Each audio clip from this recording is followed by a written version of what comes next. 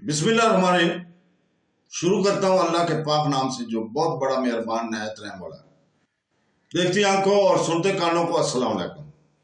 بہنوں، بھائیوں، دوستوں، بزرگوں، آج ہم اسلامی اسکالرز کی معلوماتی ویڈیو میں سیدی بوشکی کی سوانح حیات اور ان کے مزار کی تاریخ کو بیان کر رہے ہیں۔ سیدی بوشکی ابراہیم ابن فید الزواری 1394 عیسوی میں پیدا ہوئے۔ الجزائر کے قریب سوما گاؤں میں پیدا ہوئے ایک ممتاز مالکی، ماہر الہیات، فقہ، ماہر لسانیات اور صوفی اسکالر تھے۔ ان کے قبیلے سے ملتا ہے جو اپنی گہری سلسلہ نسب، اسلامی اسکالرشپ اور روحانی ورثے کے لیے جانا جاتا ہے۔ روحانی طور پر بھرپور ماحول میں پرورش پانے والے سیدی بوشکی نے 1398 عیسوی میں اپنے آبائی گاؤں تھالا اوفیلیا سوما میں اپنی تعلیم کا آغاز کیا۔ اسلامی علوم کے لیے ابتدائی مہارت کا مظاہرہ کرتے ہوئے انہوں نے اپنی تعلیم کو آگے بڑھانے کے لیے 1404 میں عیسوی میں بجاہ کے سفر کیا۔ مغرب میں علم اور تصوف کے ایک ممتاز مرکز بجیہ نے انہیں معروف علماء کے ساتھ تعلیم حاصل کرنے کا موقع فراہم کیا، جن میں قبیلیہ کے ایک معزز ماہر الہیات سیدی عبدالحق غربینی بھی شامل ہے۔ 1415 عیسوی میں سیدی بوشکی نے مالکی مکتب فقہ کے بارے میں اپنی سمجھ کو گہرا کرنے کے لیے تیونس کا سفر کیا۔ وہاں انہوں نے جاج ابو عبداللہ الکالچانی کے ماتحت قرآنی تفسیر کا مطالعہ کیا اور یعقوب اعظم غربی سے مالکی فقہ کی تعلیم حاصل کی۔ انہوں نے عبدالواحد الفریانی کے تحت اسلام کے بنیادی اصولوں کا بھی مطالعہ کیا۔ علم کے اصول کی وجہ سے وہ زیارت اور مزید تعلیم کے لیے مکہ چلے گئے۔ اس کے بعد دمشق میں قیام کیا، جہاں انہوں نے علوم قرآن کے نامور عالم امام ابن جزری کے تعلیمات میں شرکت کی۔ الجزائر واپس آنے کے بعد سیدی بوشکی 1423 عیسوی کے قریب قسطنطنیہ میں آباد ہوئی۔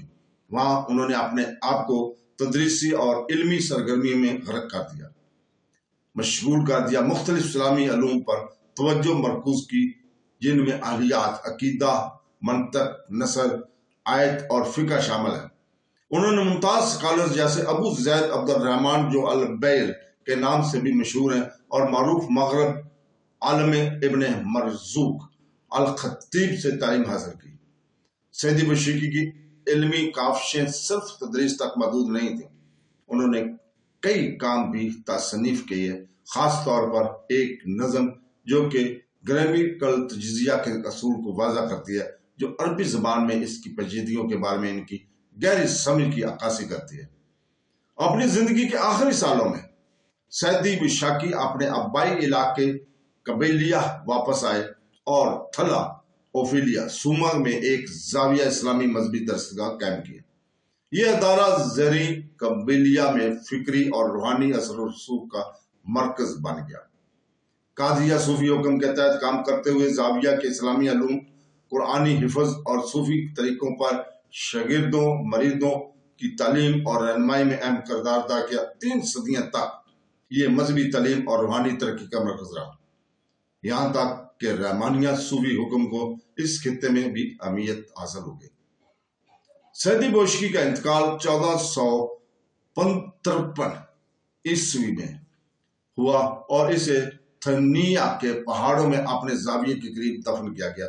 ان کی وراثت اسلامی اسکالرشپ میں ان کی شراکت اس کے لیے جن طلباء کی رہنمائی کی اور اس نے قائم کردہ روحانی ادارے کے ذریعے قائم ہے، جو صدیوں سے الجزائر کے مذہبی منظر نامے کے متاثر کرتا رہے گا۔ سیدی بوشکی کا مزار جو سوما تھنیہ الجزائر میں واقع ہے، ان کے پائیدار روحانی اور علمی میراث کا ثبوت ہے۔ صدیوں کے دوران اس نے روحانی سکون، برکات اور خطے کے امیر اسلامی ورثے سے تعلق کے خواہاں زائرین کو راغب کیا ہے۔ مزار ان کے مقبرے اور مہلکہ زاویوں کو گھیرے ہوئے ہے۔ مذہبی تعلیم، صوفی اجتماعات اور اجتماعی تقریبات کا مرکز رہا ہے۔ اس کی تاریخ اہمیت الجزائر میں تصوف کے پھلوں کے ساتھ جڑی ہوئی ہے۔ خاص طور پر قادریہ حکم، جس کا سیدی بشکی نے بھرپور طریقے سے پرچار کیا تھا۔ پوری تاریخ میں مزار کے مختلف تعزیروں اور بحالی ہوئی ہے، جو اس جگہ کی تقدس اور ورثے کے تحفظ کے لیے کمیونٹی کے لگن کی عکاسی کرتی ہے۔ انہوں نے صرف عبادت گاہ کے طور پر کام کیا، بلکہ اسلامی علم کی نشر و اشاعت کے لیے ایک مرکز کے طور پر بھی کام کیا ہے۔ قرآن، حدیث، مالکی فقہ کے مطالعہ کے لیے وقف علماء اور طلباء کی میزبانی کی ہے۔ مزار کی تعمیراتی خصوصیات شمالی افریقی اسلامی ڈیزائن کی خصوصیات میں پیچیدہ خطاطی، ہندسی نمونے اور پرسکون سے شامل ہے، جو عکاسی اور مطالعہ کے لیے موزوں ہے۔ عصر حاضر میں یہ مزار روحانی ورثے کے علامت اور ثقافتی سیاحت کا مقام بنا ہوا ہے، جو الجزائر اور اس کے باہر کے مختلف حصوں سے آنے والے کے لیے اپنی طرف متوجہ کرتا ہے۔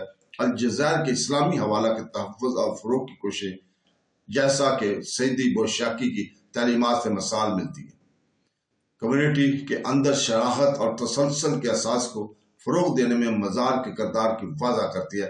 سیدی بوشاکی کی زندگی اور میراث شمالی افریقہ میں اسلامی اسکالرشپ اور صوفی روایت کی بھرپور ٹیپسٹری کی علامت ہے۔ ماہر الہیات، فقہ، ماہر لسانیات اور صوفی کے طور پر ان کی خدمات علماء اور روحانی متلاشیوں کو متاثر کرتی رہتی ہیں۔ انہوں نے مزار اور زاویہ قائم کیا، جو اسلامی علم کی نشر و اشاعت اور اپنی برادری کی روحانی ترقی کے لیے ان کے عزم کی لازوال علامتیں ہیں۔ اپنی تعلیمات اور ان کی قائم کردہ اداروں کے تحفظ کے ذریعے الجزائر کے مذہبی اور ثقافتی منظرنامے پر سیدی بوشاکی کا اثر آج تک برقرار ہے۔ تو دوستو، اس کے ساتھ ہی ہم کل تک کے لیے آپ کی اجازت چاہتے ہیں۔ کل ہم انشاءاللہ تعالی اگر زندگی رہی تو ہم سید علی امداد الدین نسیمی کی سیرت اور ان کے لیے مزار کی تاریخ کو بیان کریں گے۔ تو کل تک کے لیے اجازت، اللہ حافظ۔